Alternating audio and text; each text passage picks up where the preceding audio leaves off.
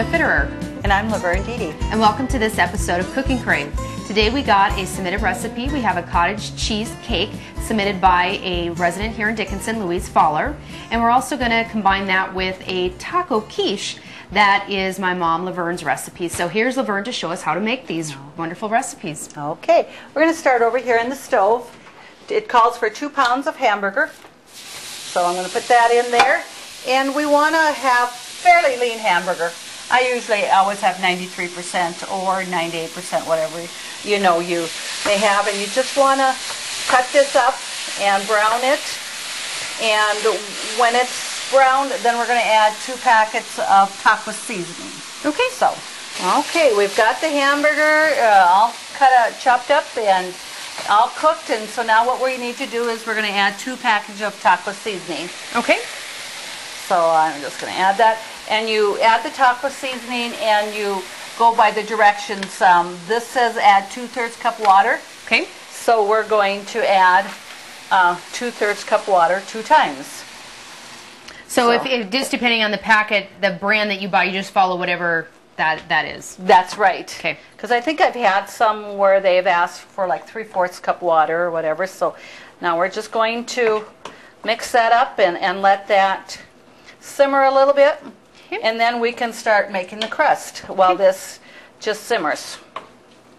So I'm going to turn the burner down a little bit, put that there, and just come on over here. All right. And the base, the crust for this, it asks for 4 eggs. So I already broke 4 eggs into this measuring cup.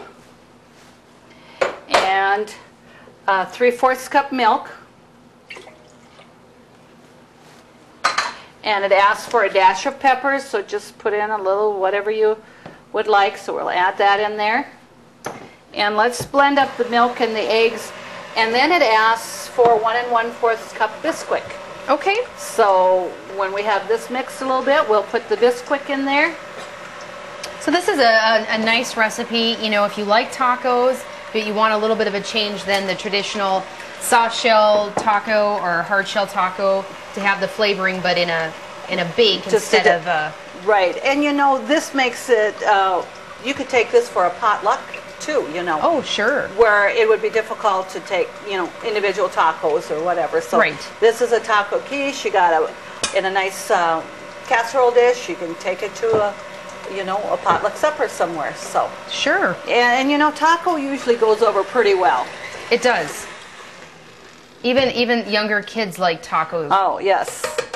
So I just put in a 1 1/4 cup Bisquick here. Okay. So we're going to just blend that.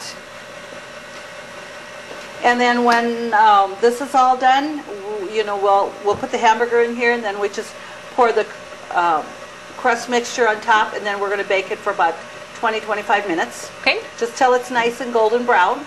And then because we add lettuce and tomato and cheese and all that on there, we're going to let it cool for about 10 minutes before we add the topping on it. Sounds good.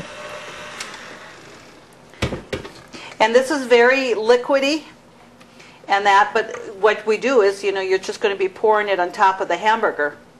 So I just want to scrape the bowl a little bit there. And just mix that, and then I'm going to just come over here and check how the hamburger's doing. See, pretty much has absorbed most of the water already. Sure. That doesn't take long for that to all cook together nice either. No, it doesn't. And then we're going to have the oven preheated to 400 degrees. Okay. So we'll do that, and we'll just let it simmer just a few more minutes, just to get a little bit more of that liquid absorbed into the hamburger.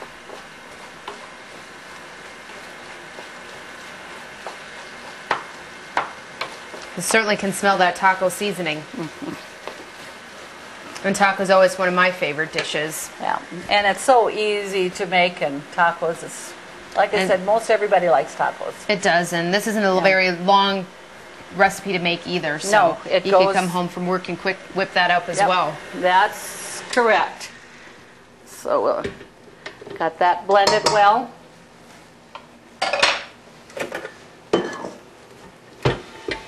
So we'll just leave that set there, and like the recipe says, we'll put the hamburger in here and then just pour that on top. Okay, and sounds then good. It just bakes it, you know, that crust. Does it bake right around the hamburger then, because it is such a liquid Bisquick mixture, or does it still sit on top that it bakes a nice crust on top? It's going to go to the bottom. Okay. And you're going to have your crust on the bottom with your meat mixture and that on top. So great. So that looks like that is about done. And we'll just bring that over here. And I did lightly spray my casserole pan. It's just easier to do that. And with the, you know, having that crust that's going to go to the bottom, you want to spray it. You know, it's good to spray it a little bit there. So let's add the hamburger.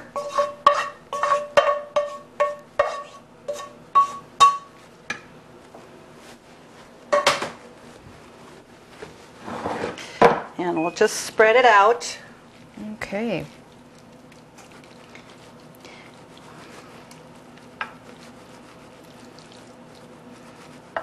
Okay, I've got the hamburger in our casserole dish, and we'll just pour over the Bisquick mixture here. And like we said, it's quite soft and runny, but that's the way it's supposed to be, and that way it'll go to the bottom of our baking dish here, and then we'll end up with a nice crust. Okay. Easy to do, and again, we put this in the oven for 400 degrees. For about 20 to 25 minutes, and just till it's nice and golden brown. Okay. Okay, so we'll just put that in the oven. And I'm going to set the timer here. I'm going to just go for 20 minutes to start with. Okay. And while that is baking, we just can go over here and continue with our recipe for our cottage cheesecake. I'm excited to taste this recipe that was submitted by Louise. It sounds really great. Okay. I have my ingredients here, and what we're going to do is first make our crust. Okay. And we just want to spray our pan real lightly again.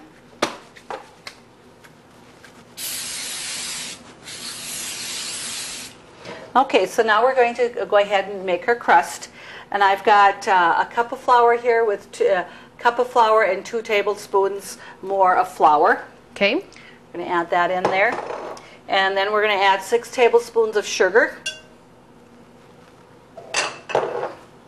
And we need 1 egg, so I'm going to just add that. But you know what I'm going to do first is, because it does ask for 5 tablespoons of butter.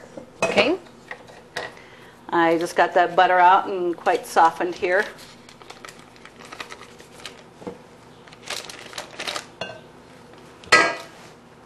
In a nice warm days, it doesn't take very long for that butter to get soft. No, and even when you have if you have your oven preheated, just to set it on top on a plate, it goes pretty fast as well. Yes, it does. And then it also asks for 1 teaspoon baking powder. Okay. For in the crust, so I'll add that. Just get that mixed a little bit, and now I'm going to add 1 egg.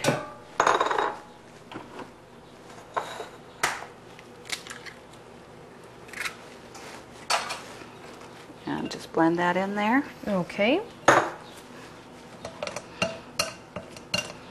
And if you don't have a pastry cutter like this, using your hands or a fork will work just as well. Certainly.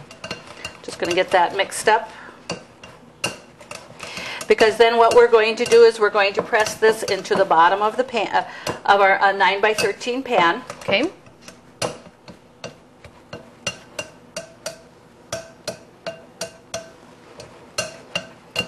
Okay, That doesn't take too long, so we'll just blend that in there.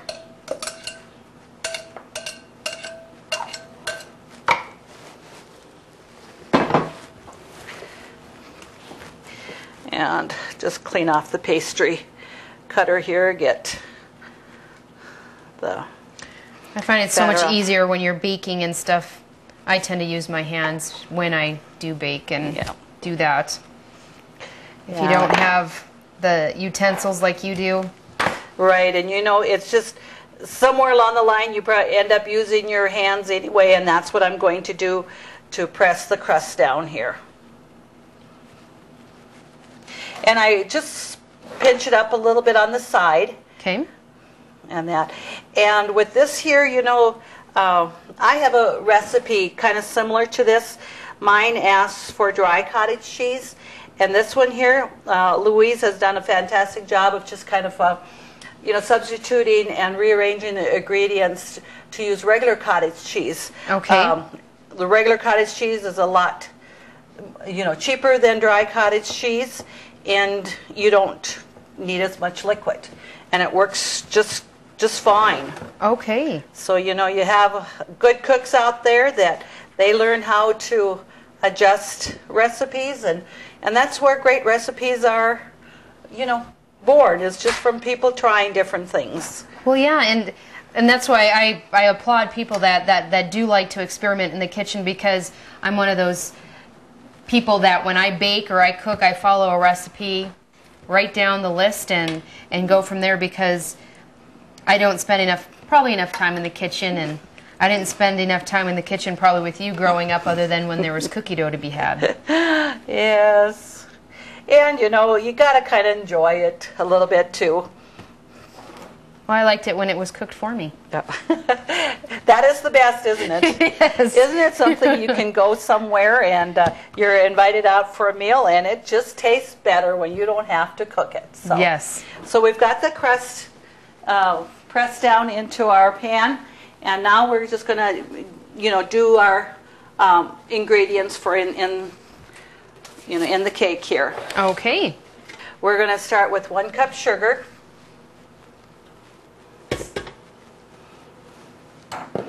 And then it asks for a ½ a teaspoon salt, and I'll just kind of eyeball that a little bit there.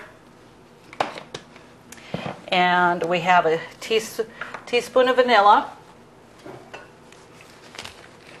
And again, just, yeah, it's easy to judge that, so we'll add that. And then it asks for the juice of ½ a lemon. Okay. And, you know, you can just go ahead and use, you know, your lemon juice. And I did research a little bit and found out that it says a medium lemon will make about 2 to 3 tablespoons juice. Okay. So what I'm going to do, because it asks for the juice of a ½ a lemon, I'm going to use 1½ teaspoons of lemon juice. Okay. And if you do have a fresh lemon on hand, great, but you know, if you don't, that's okay there too. Well, and there's different times of the year that, you know, lemons are probably better than others. So depending on when you are making that, it'd be good. Yes. Okay, we're going to add the 2 eggs. So we'll put that in there.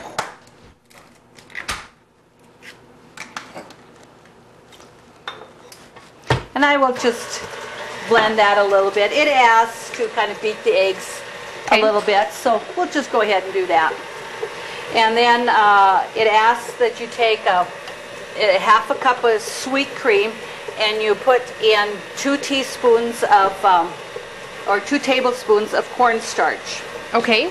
And what that is, it's just going to thicken that up a little bit, so that when you put your, when it bakes, and with the cottage cheese, you know, it sets it up a little bit better. Okay. So I'm going to just blend that in there. Cornstarch, you always want to dilute that in cold. You know, if you're using it for gravies, you always use cold water, or now this is just ½ a cup of cold sweet cream. Now, what would be the difference if you would use a warm liquid? Does it clump, or? Yes, it sets up. It doesn't liquefy or dissolve as easy, you know, Okay. with hot. So That's a good tip. yeah. So we got that done. So we're going to add that to our mixture here. Okay.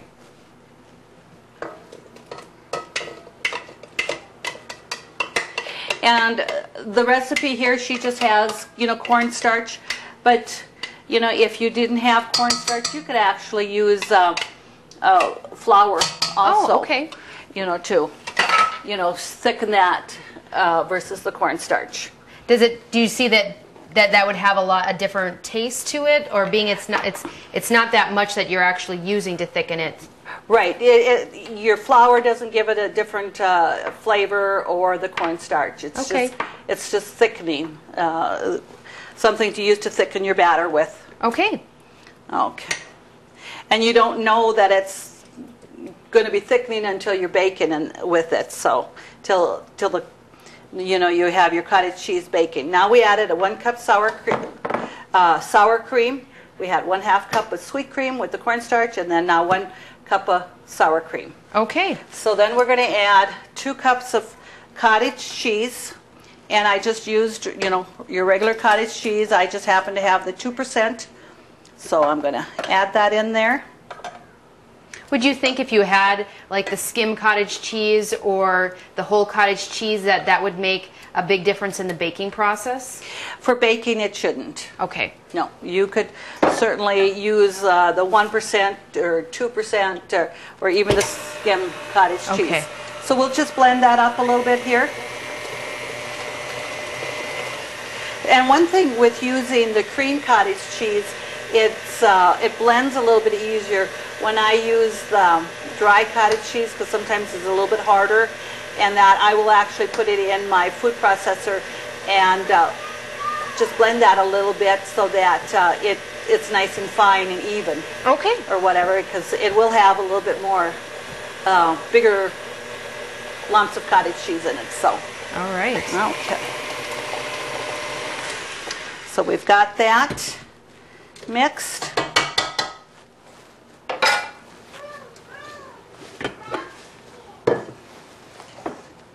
Okay, let's just pour that on our crust here.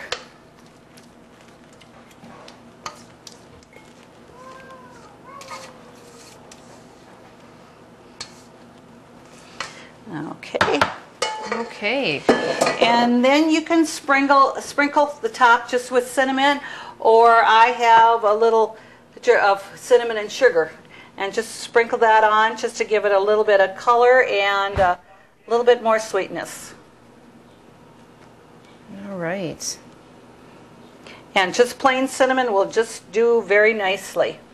Okay, and now that needs to be baked at 350, and the recipe calls it for about 45 to 50 minutes. Okay. All right, so we'll take that over here, and I'm going to just set it on here. We have another 8 minutes for our taco quiche, and that's baking at 400, and this we only want to bake at 350. Okay. So we don't want to add that in when the oven is hotter than we want it to be. Okay, sounds good. So we'll be back shortly when the quiche is ready to be taken out. Sounds great. Okay, the buzzer is going and our quiche should be ready to take out, so let's check that.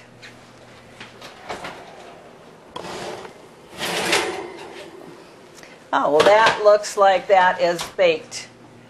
That's done, and it goes to the bottom, but yet you also have some of the crust up on top too. So okay, it just and what makes it nice, then the hamburger will be all in there, and it's not going to fall out when you're cutting it and stuff. So. Okay. Now let's turn the oven down. We need to put that down to 350 for our cottage cheesecake.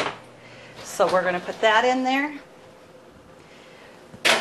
And that's going to take from about 45 minutes. Okay. So we're going to put the timer on for that. And get that set. So while that's baking, that'll be great. And then we want to wait about 10 minutes until this is cool to finish putting our toppings on. Okay, sounds All great. right. We'll let that cool. So we'll be back in just about 10 minutes. Sounds great. All right. Okay, we're good. Okay, now this is cooled enough that we're going to be able to put our remaining toppings on it. It asks for 1/2 cup sour cream. Okay. So we're going to just put that on, and we just spread the sour cream over the quiche here.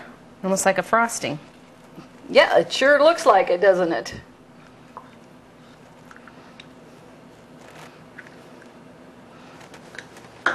And like I said, that's 1/2 cup of sour cream. And if you're one that likes a little bit more sour cream, because it does, you know, it spreads it pretty thin. You surely could add a little bit more. Sure. Okay.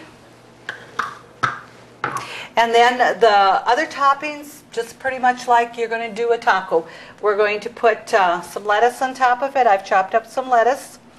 And, you know, you can use, it says 2 to 3 cups of lettuce.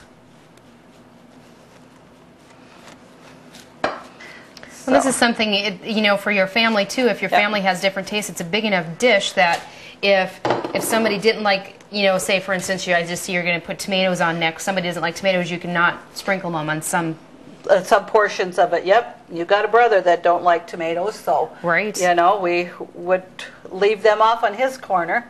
And it asks for 3/4 cup tomato. I just took a medium-sized tomato and cut it up. I didn't measure exactly 3/4 cup. It doesn't. You don't need it to be the exact. You want to use it up.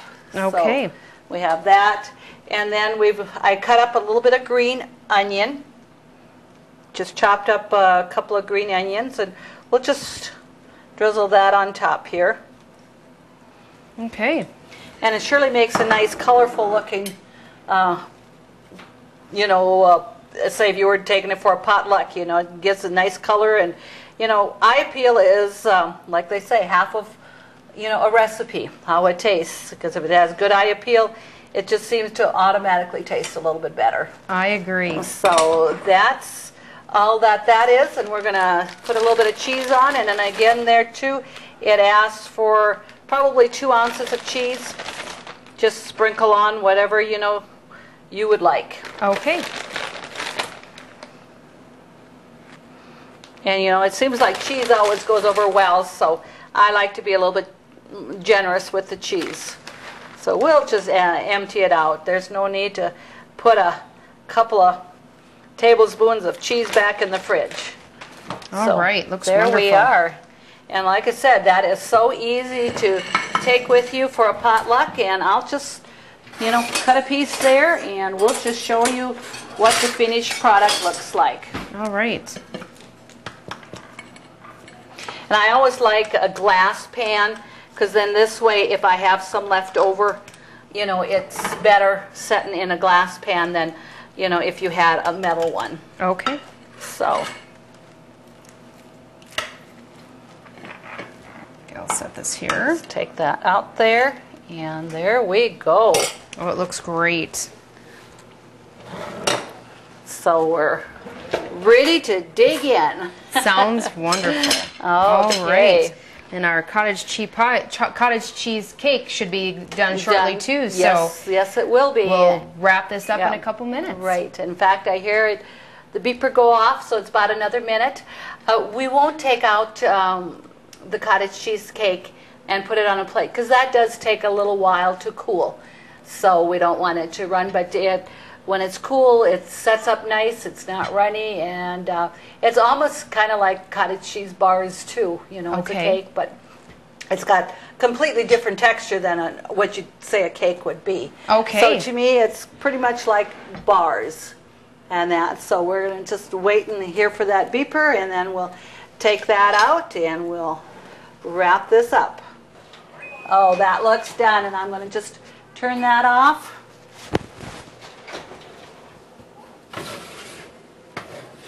And we'll just set that out here.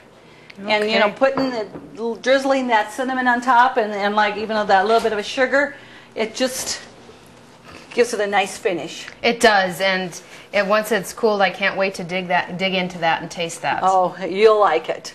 All Okay. right. Well, again, we want to thank our viewer, Louise Fowler, for submitting this cottage cheese recipe. And this is your own recipe Yes. for this taco quiche, and it looks wonderful again, Laverne. And please go to Consolidated's website, www.ctctel.com, to submit your recipes for us to cook for you on the show. We'd also like to thank our sponsor, The Worst Shop. And again, thank you for joining us on today's Cooking Crave. Have a great day.